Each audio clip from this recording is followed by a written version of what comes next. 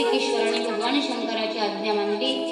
सांगितलं देवा या ठिकाणी शक्य आहे, पण काही दिवस मला अजून साधना करायची आहे। या ठिकाणी मी यांचा स्वीकार करतो।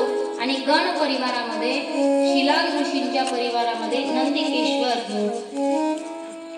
कायमस्वरूपी होऊ लागले।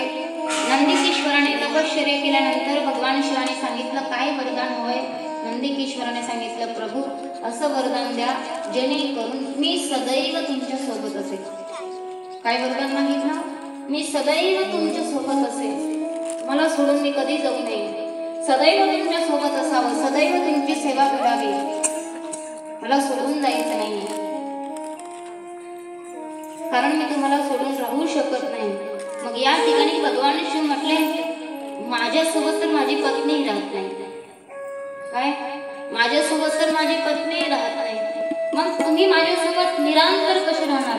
त्यावेळेस नंदिकेश्वराने भगवान शंकराला म्हटलं प्रभू या ठिकाणी मी कशा रूपामध्ये राहील, तर या ठिकाणी तुम्ही मला माझ्या स्वरूपाने वाहन म्हणून स्वीकार करा। आणि त्या ठिकाणी म्हणू लागले तुमच्यामध्ये अशी काय शक्ती आहे प्रभू? सांगितलं सृष्टीमध्ये सर्व देवतांकडे जेने ती वाहन आहे, सर्व लोकांकडे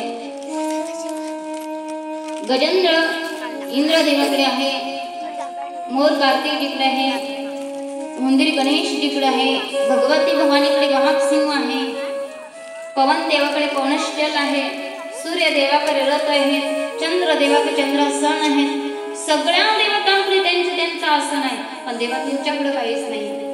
मग माझं तुम्ही वाहन म्हणून स्वीकार करा। आणि वाहन म्हणून स्वीकार केल्यानंतर सांगितलं देवा मी तुम्हाला माझ्या पाठी